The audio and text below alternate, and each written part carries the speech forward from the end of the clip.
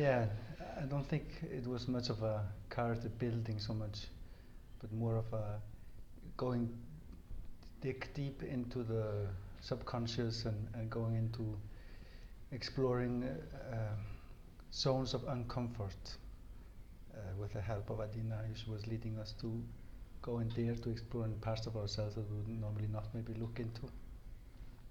So it all happened pretty organically, more than something that was constructed from the mind or some plan that I did before. The fear of going to explore something that is scary to explore. I think it's something interesting to go into the challenge. If something, normally the projects that have been the most interesting have always been scary. And I think when you feel the fear, it's something that you could learn from, or something that you grow, or something you're gonna learn something new. If you are totally comfortable with something, it's most of the time because you already know that, and it's not going to be such a challenge.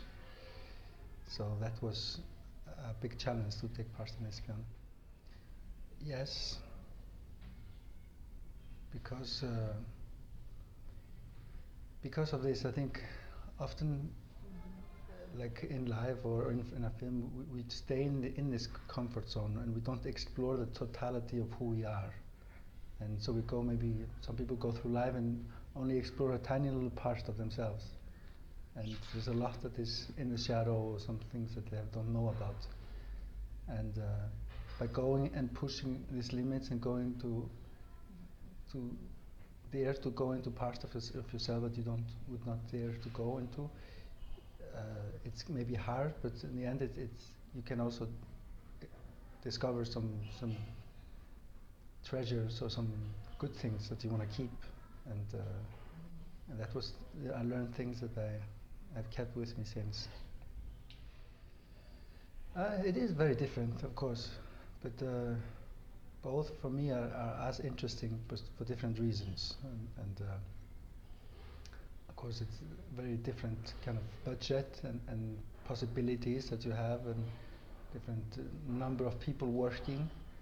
But of course, when you're on a set with 200 people on a Hollywood film, and you have all the money you want to do the set and everything, but it's also like in a film like this, which is extremely intimate, and even Adina made it in a way that she just installed the microphones with the sound, and we were not on set. It was so like restricted to the bare minimum, and this creates a different atmosphere when there's a lot of people. It's just, but both are very interesting. But this was also in itself a very exciting experience. It was great. Also hard, because we were going into parts that were not always comfortable, so it was not like just super fun. But the good thing is it was all done in a lot of trust, because you need a lot of trust to be able to open up and be vulnerable and dare to go into these places. But she was also putting herself in danger, going herself into this process and bringing us there, so we were all helping each other and being very honest and open about the whole time how we were feeling. Even if it was hard, we would be openly talk about it, how we would feel at every moment. And so it was both hard but very beautiful and yeah, special work.